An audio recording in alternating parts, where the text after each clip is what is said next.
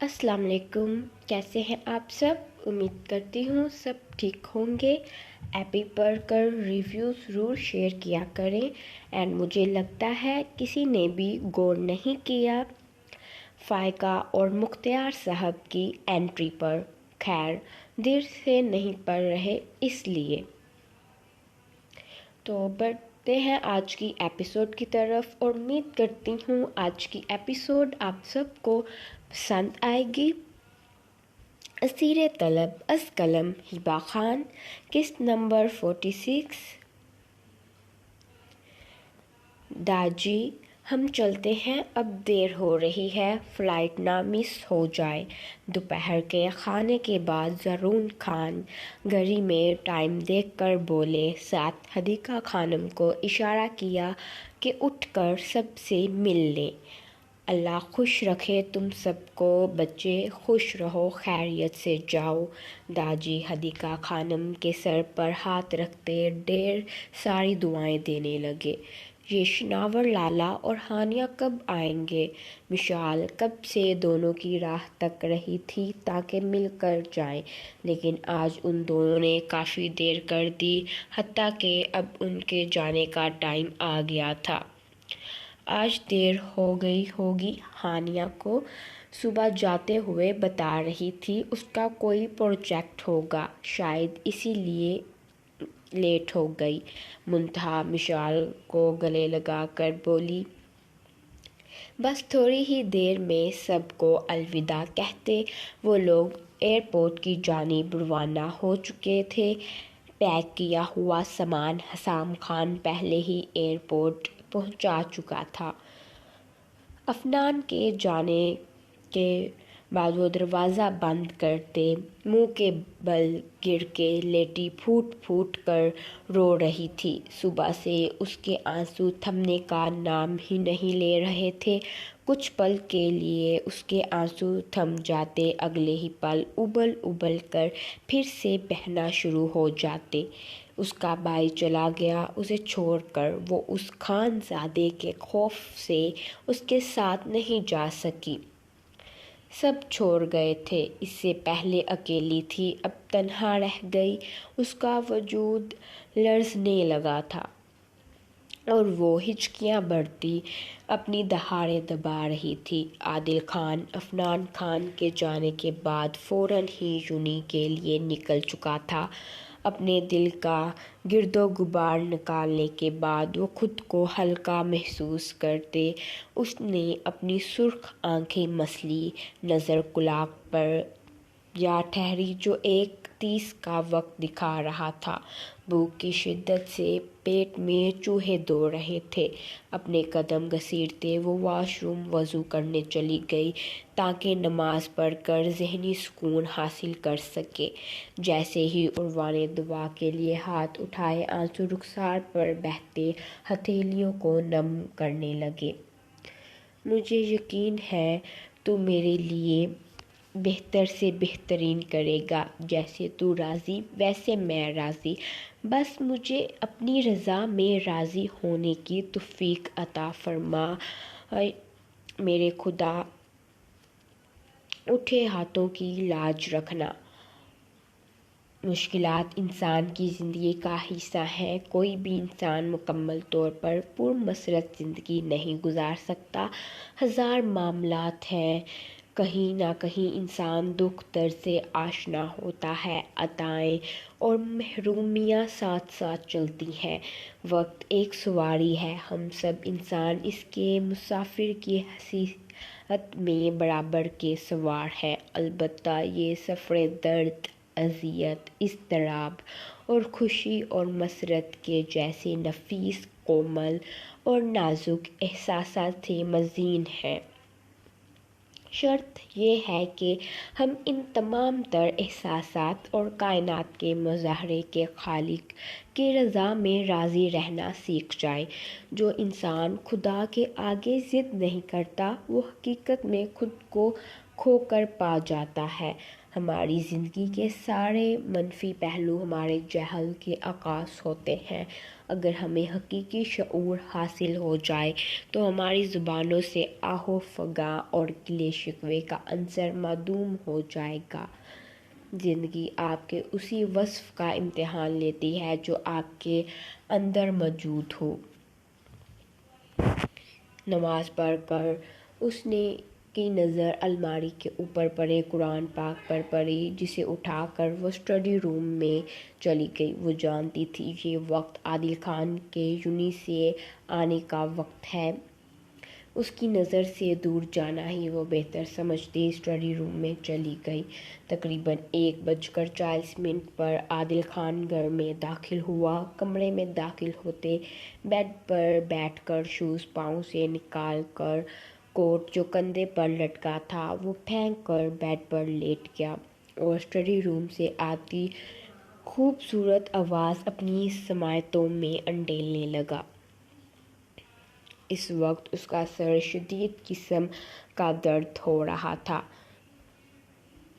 زریز خان اور ایان خان نے اسے کافی کالز کر کے پاکستان آنے کے لیے فورس کر چکے تھے، لیکن وہ اپنی ضد پر اڑا ہوا تھا۔ کچھ دیر بعد خاموشی چھا گئی اور آہستہ سے اسٹڈی روم کا دروازہ کھلا۔ مدھم قدموں کی چاپ پر عادل خان نے کروٹ لی تو سادہ سے بلیک کاٹن کے سوٹ میں بلیک ہی دوپٹے کا حجاب کیے وہ چلتی باہر آ رہی تھی، اور جب خود پر نظروں کی تپش محسوس کی تو کچھ چونک کے انداز میں بیڈ کی طرف دیکھا تو دک سے رہ گئی۔ سامنے ہی سرخ گہری آنکھوں سے ماتھے پر بالوں کا جال لیے سرخ و سفید چہرہ ہمہ وقت سرخ لیے وہ اپنا لمبا چوڑا وجود لیے بیڈ پر دراز تھا۔ عروہ کے دیکھنے پر مسکرایا، مزہ آیا؟ صبح کے دھماکے پر شرارت سے دیکھتے آئی برو چکا کر پوچھا۔ سنجیدہ سپاٹ سر چہرہ یکدم مسکراہٹ میں تبدیل ہوا تھا۔ ایک سرد نظر عادل خان پر ڈال کر وہ باہر جانے لگی۔ اس کے جواب نہ دینے پر عادل خان نے دونوں آنکھیں سکیڑی، جبکہ اس کے اگلے سوال پر عروہ کے قدم دروازے پر جم سے گئے۔ تم گئی نہیں اپنے بھائی کے ساتھ؟ مجھے تو لگا چلی جاؤ گی۔ اس نے دوسرا سوال کچھ سخت لہجے میں پوچھا۔ پلٹ کر عروہ نے تمغرے بڑی نظروں سے دیکھا۔ ہاں، تاکہ آپ میرا اور میرے بھائی کا جینا اپنے انتقام میں حرام کر دیتے، وہ تلخ لہجے میں بولی تو عادل خان ڈھیٹ بن کر ہنسا۔ تمہیں لگتا ہے اتنی آسانی سے میں تمہیں چھوڑ دوں گا؟ وہ دلچسپی سے اس کے چہرے کو دیکھنے لگا۔ عروہ نے کوئی جواب نہیں دیا اور چپ رہنے میں بھلائی سمجھتے کچن میں کھانا بنانے چلی گئی۔ عادل فقط اس کی پشت کو گھورتا رہ گیا۔ ایک تو چوری، اوپر سے سینہ زوری۔ وہ منہ میں بڑبڑایا۔ صاحب، یہ گجرے لے لو اپنی بیٹی کے لیے۔ بھلا ہوگا صاحب، ہم غریب سے خرید لو خدا کے لیے۔ ٹریفک جام ہونے کے باعث دانیال کی گاڑی رکی ہی تھی کہ ایک بچہ ہاتھوں میں گجرے لیتے بھاگ کر آتے کہنے لگا۔ بیٹی سنتے دانیال نے نور کو اور نور نے دانیال کو دیکھا۔ بیٹی؟ وہ زیر لب بڑبڑاتا جھرجھری لیتے اٹھا۔ صاحب لے لو اپنی بیٹی کے لیے، تیرا بھلا ہوگا۔ وہ 15 سالہ غریب بچہ گڑگڑاتے ہوئے بولا۔ اوئے لڑکے، چپ کر، یہ میرا ہبی ہے، ڈیڈ نہیں۔ نور بچے کو گھور کر بولی۔ دانیال نے نور کو چپ رہنے کا اشارہ کرتے کرتے اس بچے کو پیسے دے کر گجرے کے 2 سیٹ خریدے۔ وہ بچہ خوشی سے پیسے لے کر بھاگ گیا، جبکہ دانیال کا قہقہ گاڑی میں گونجا تھا۔ بیٹی؟ وہ زیر لب بڑبڑا کر ہنس دیا۔ نور منہ کھولے اسے پاگلوں کی طرح ہنستے ہوئے دیکھ رہی تھی۔ کیوں گلا پھاڑ کر ہنس رہے ہو؟ کوئی لطیفہ سنایا ہے کیا میں نے؟ نور اسے دیکھتے خفگی سے بولی، جس پر دانیال کی ہنسی کو بریک لگی۔ تمہارے قد کی وجہ سے آج وہ بچہ مجھے تمہارا باپ بنا گیا ہے۔ دانیال اسے اپنی بیٹی بولنے لگا تھا کہ وہ اپنے لبوں پر سختی سے ایک پل کے لیے ہاتھ جما کر بیٹھ گیا۔ کچھ پل بعد کھانستے ہوئے بولا تھا، میرے قد کی وجہ سے نہیں سانڈ، تمہارے موٹاپے کی وجہ سے وہ تمہیں میرا باپ بنا کے گیا ہے۔ نور کی بات پر دانیال کا منہ کھل گیا۔ وہ اپنے بدن کا جائزہ لینے لگا۔ او ہیلو محترمہ، تمہیں میرے سکس پیک موٹاپا لگ رہا ہے؟ دانیال اپنے سکس پیک پر ہاتھ پھیرتا لمبے سانس لے رہا تھا۔ یہ سکس پیک نہیں، موٹاپا ہی ہے۔ زیادہ خود کو فلموں کا ہیرو مت سمجھو۔ وہ جو فلموں میں گبر ہوتا ہے وہ ضرور لگ رہے ہو تم۔ نور کا ارادہ اسے مزید تپانے کا تھا۔ میں اسے کہاں سے گبر لگ رہا ہوں؟ لڑکیاں میری پرسنالٹی پر مرتی ہیں اور میری بیوی مجھے فلموں کا ولن بنا رہی ہے۔ دانیال دل میں سوچتے جھنجھلا اٹھا تھا، مسٹر گبر کس سوچ میں گم ہو؟ کہیں گبر کی طرح مجھ پر ظلم کرنے کی نیت تو نہیں باندھ رہے؟ نور آئی برو جھکا کر دانیال کی طرف دیکھ رہی تھی۔ دانیال کا دل چاہ رہا تھا یا اپنا سر کسی چیز کے ساتھ دے مارے یا پھر ٹڈی کو اٹھا کر گاڑی سے پھینک دے، لیکن ہائے وہ بیچارہ کچھ کر نہیں سکتا تھا۔ اس کی بیوی تھی، وہ ٹڈی اس کی عزت تھی۔ وہ یوں اسے گاڑی سے باہر نہیں پھینک سکتا تھا، اور اگر پھینک بھی دیتا تو اپنے خاندان کو کیا جواب دیتا؟ خاندان والوں نے اسے دھکے مار کر باہر نکال دینا تھا۔ اچھا سنو گبر، یہ جو گجرے لیے ہیں وہ پہنا بھی دو مجھے۔ نور شرماتے ہوئے ایک ہاتھ سے اپنے چہرے کو چھپا کر دوسرا ہاتھ دانیال کے سامنے کر گئی۔ شانزیں بت بنی ہاسپٹل کے بینچ پر بیٹھی بس اپنے ہاتھوں کی لکیروں کو ہی گور رہی تھی۔ شانزیں میری جان، میری طرف دیکھو، کیا ہو گیا ہے تمہیں؟ انشاءاللہ تمہارے بابا ٹھیک ہو جائیں گے، اللہ ہے نا، پریشان کیوں ہو رہی ہو؟ ہانیہ بار بار شانزیں کو تھوڑے ٹائم بعد تسلیاں دے رہی تھی، لیکن شانزیں پر ان تسلیوں کا ذرا بھی فرق نہیں پڑ رہا تھا۔ وہ تو بس پتھر بنی جیسے ارد گرد سے بیگانہ ہو کر بیٹھی تھی۔ اس وقت اس کے جسم کا رواں رواں اپنے باپ کے لیے دعا گو تھا۔ شدت سے اس کا دل تڑپ رہا تھا کہ وہ اپنے بابا کے پاس جائے اور ان کے سینے پر سر رکھ کے آخر اس ظالم دنیا کے حوالے کر کے آپ اپنی پھول سی بیٹی کو چھوڑ کر نہیں جا سکتے، لیکن مجبوری ہی مجبوری تھی۔ وہ بے بسی سے بیٹھی آنکھوں میں ویرانی لیے بیٹھی تھی۔ شناور خان بے بسی کی انتہا کو پہنچتے ہوئے اپنی تھوڑی دیر پہلے بنی بیوی کو دیکھ رہا تھا۔ اس نے کئی بار ہمت کر کے اس کے پاس بیٹھنا چاہا تھا، لیکن ہمت کر کے اگر اس کے پاس بیٹھتا بھی تو اس کی آنکھوں کی ویرانی دیکھ کر وہ بے بس ہو جاتا تھا۔ منہ سے تو وہ ایک لفظ تک نہیں بول پا رہا تھا۔ ڈاکٹر روزی خان کو آئی سی یو کے اندر لے کر چلے گئے تھے اور اب اسی وقت سے ہنوز اس کا ٹریٹمنٹ سٹارٹ تھا۔ تقریباً گھنٹہ ہونے کو آیا تھا، لیکن ڈاکٹرز بھی ابھی تک باہر نہیں آئے تھے۔ شانزیں تو لبوں پر دعاؤں کا ورد جاری کیے ڈاکٹرز کے باہر آنے کا انتظار کر رہی تھی، اور شاید شانزیں ہی نہیں، ہانیہ اور شناور بھی ڈاکٹرز کے باہر آنے کا اور ڈاکٹر کے مثبت جواب کا انتظار کر رہے تھے۔ لیکن وہ کہتے ہیں نا، کبھی کبھی آپ کی دعائیں رد کر دی جاتی ہیں۔ میرے خیال سے دعائیں کبھی بھی رد نہیں ہوتی، وہ بس صحیح وقت کا انتظار کرتی ہیں۔ اگر کسی اپنے کے لیے دعا کرتے ہیں کہ اللہ اس کی زندگی بچا لے، لیکن اگر اللہ اسے اپنے پاس بلا لیتا ہے تو اس میں بھی اللہ کی مصلحت ہوتی ہے، اور دوسرے انسان کو ساری زندگی کی تکلیف سے بچانے کے لیے اللہ اسے اپنے پاس بلا لیتا ہے، اور اسی مصلحت کے تحت وہ مزید تکلیف نہیں جھیلتا۔ وہ بندہ لیکن افسوس ہم انسان بس یہی کہتے رہ جاتے ہیں کہ ہماری دعا رد کر دی گئی، ہماری سنی نہیں گئی تھی، ہم اللہ سے ناراض ہیں۔ میں پوچھتی ہوں، ہمیں کس نے حق دیا اللہ سے ناراض ہونے کا؟ شانزیہ ہنوز اپنے دل میں بہت ساری باتوں کو گرمٹ ہوتے محسوس کر رہی تھی، لیکن اس وقت اس کے لبوں پر دعائیں ہی جاری تھیں۔ وہ نا امید نہیں ہونا چاہتی تھی اپنے اللہ تعالیٰ سے۔ وہ اپنے اللہ تعالیٰ سے دعا کر کے اپنے ابا کی زندگی کو بچانا چاہتی تھی۔ ہانیہ، جاؤ کینٹین سے شانزیہ کے لیے پانی کی بوتل اور چائے لے آؤ، اور خود بھی کچھ کھا لینا بچے۔ کالج سے میں تمہیں یوں ہی بھوکا اپنے ساتھ لیے گھما پھرا رہا ہوں۔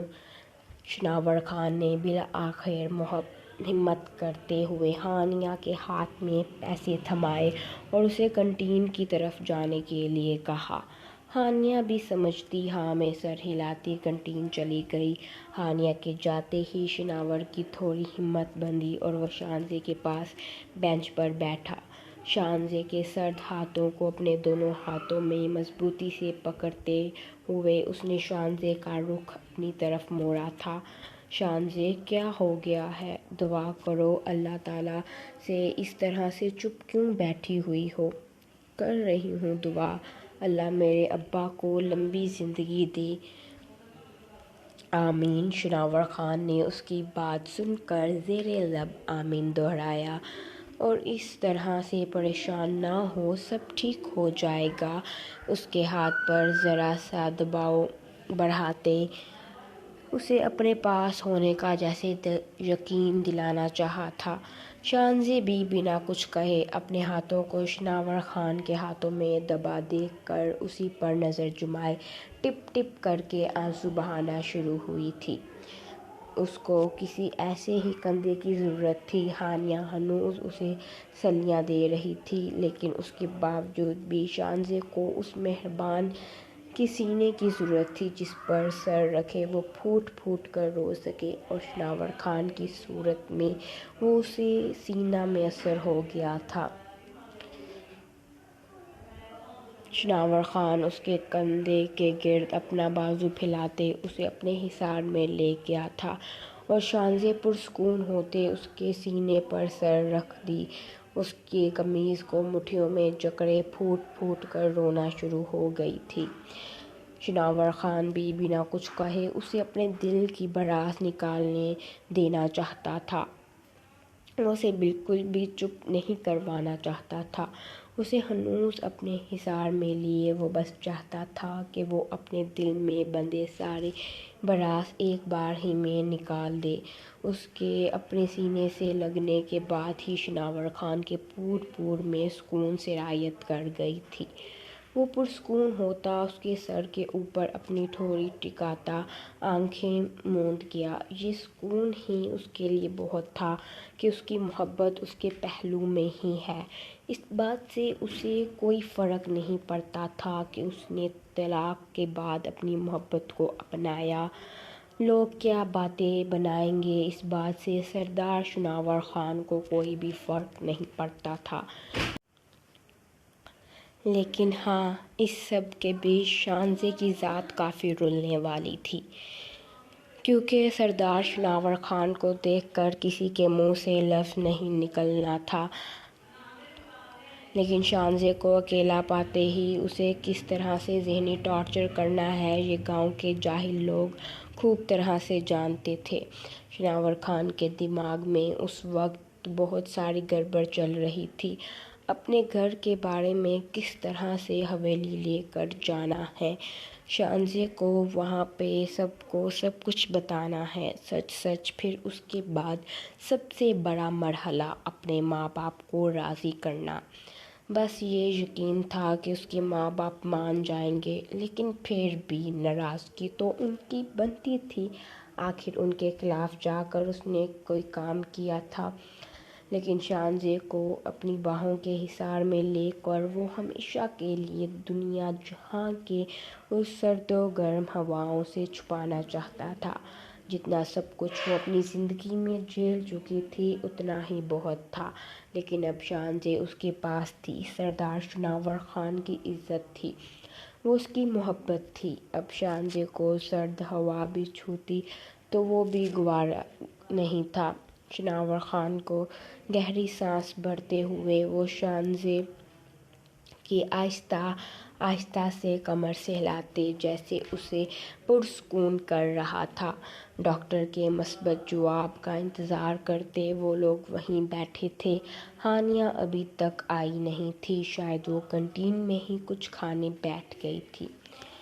امید کرتی ہوں پیارے ریڈرز آج کی ایپیسوڈ آپ کو پسند آئی ہوگی، اور ریویو شیئر کرنا مت بھولیے گا۔ اپنی دعاؤں میں یاد رکھیے گا اپنی پیاری رائٹر کو۔ اللہ حافظ۔